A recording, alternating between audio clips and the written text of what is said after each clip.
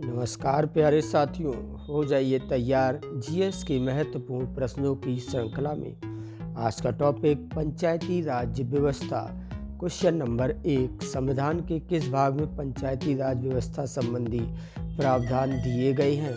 याद रखिएगा, भाग 9 में पंचायती राज व्यवस्था संबंधी प्रावधान दिए गए हैं। संविधान के किस भाग में नगर पालिका से संबंधित प्रावधान है? याद रखिएगा, नगर पालिका से संबंधित प्रावधान भाग 9 का में दिए गए हैं। इन बेहद इम्पॉर्टेंट प्रश्नों को याद रखिएगा जो आपके एग्ज़ाम के लिए मोस्ट इम्पॉर्टेंट होने वाले हैं। उसी कड़ी में नेक्स्ट प्रश्न आपके सामने, संविधान के किस भाग में ग्राम पंचायतों की स्थापना की बात की गई है?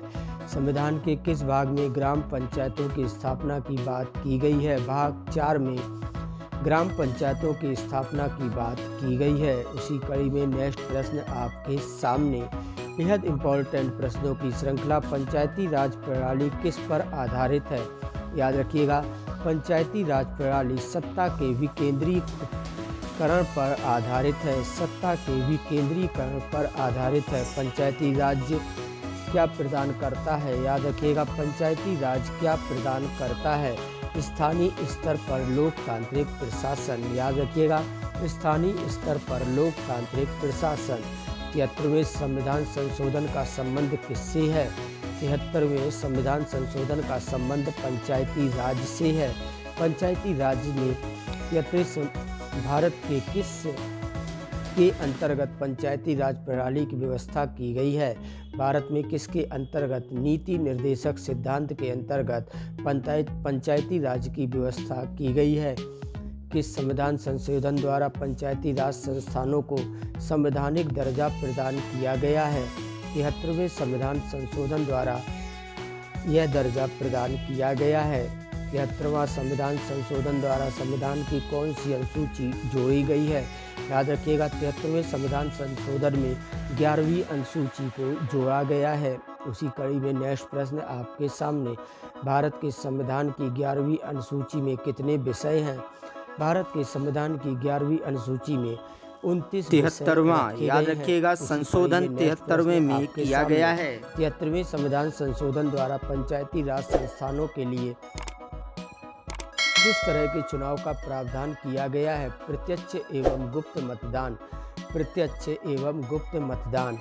पंचायत के विघटन के उपरांत कितने समय की अवधि में नए चुनाव कराने आवश्यक है? 6 माह के अंदर नए चुनाव कराने आवश्यक है। उसी कड़ी में नेक्स्ट प्रश्न आपके सामने, 73वें संविधान संशोधन के अनुसार पंचायती राज संस्था का कार्यकाल कितने वर्ष रखा गया है? याद रखिएगा, 5 वर्ष का कार्यकाल रखा गया है। उसी कड़ी में भारत के पंचायती राज की प्रबल समर्थक कौन थे? भारत के पंचायती राज के प्रबल समर्थक गांधी जी, राजीव गांधी और सिद्धराज गंडा। पंचायती राज संस्थाओं में महिलाओं तथा दुर्लभ वर्गों को अधिक प्रतिनिधित्व के समर्थक कौन थे? राजीव गांधी। कौन थे? राजीव गांधी। इन सभी महत्वपूर्ण प्रश्नों को याद रखिए। 73वें संविधान संशोधन अधिनियम किस तिथि को लागू हुआ? याद रखिएगा, 73वां 24 अप्रैल 1993 में लागू हुआ। उसी कड़ी में नेक्स्ट प्रश्न, पंचायत के चुनाव कराने हेतु निर्णय किसके द्वारा लिया जाता है? पंचायत के चुनाव कराने हेतु राज्य सरकार के द्वारा निर्णय लिया जाता है। उसी कड़ी में नेक्स्ट प्रश्न आपके सामने, भारत में पंचायती राज को कब प्रारंभ किया गया? 1959 में भारत के पंचायती राज को प्रारंभ किया गया। उसी कड़ी में नेक्स्ट प्रश्न आपके सामने, पंचायती राज प्रथम प्रवर्तित किस राज्य में किया गया? याद रखिएगा, राजस्थान में सबसे पहले प्रवर्तित किया गया। उसी कड़ी में नेक्स्ट प्रश्न, भारत में सबसे पहले राजस्थान में पंचायती राज की स्थापना किस वर्ष हुई? याद रखिएगा, 1956 में सबसे पहले पंचायती राज की स्थापना राजस्थान में हुई।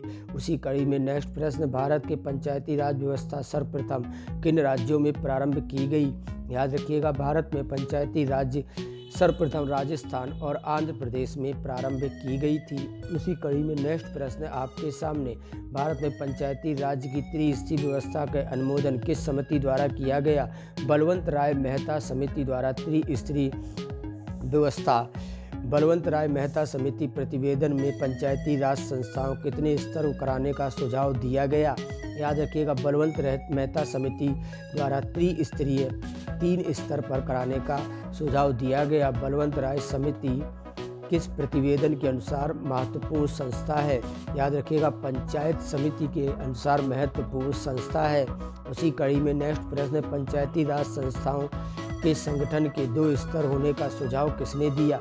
2 स्तर होने का सुझाव अशोक मेहता समिति ने दिया था।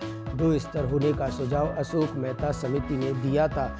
देश में पंचायती राज व्यवस्था का प्रारंभ किस समिति की रिपोर्ट के आधार पर किया गया। याद रखिएगा, बलवंत राय मेहता समिति 1959 के आधार पर किया गया। उसी कड़ी में जिला परिषद का मुख्य कार्य क्या है। जिला परिषद का मुख्य कार्य क्या है। समन्वय एवं पर्यवेक्षण। क्या है, समन्वय एवं पर्यवेक्षण। स्थानीय सांसद और विधायक किसके पदेन सदस्य होते हैं। याद रखिएगा, जिला परिषद के पदेन सदस्य होते हैं। उसी कड़ी में नेक्स्ट प्रश्न आपके सामने बेहद इंपॉर्टेंट प्रश्नों की श्रृंखला, पंचायतों द्वारा कौन सा कर वसूला जाता है। स्थानीय मेलों पर कर। याद रखिएगा, स्थानीय मेलों पर कर पंचायतों द्वारा वसूला जाता है। इन सभी प्रश्नों को याद रखिएगा। आप सभी लोगों का बहुत बहुत धन्यवाद।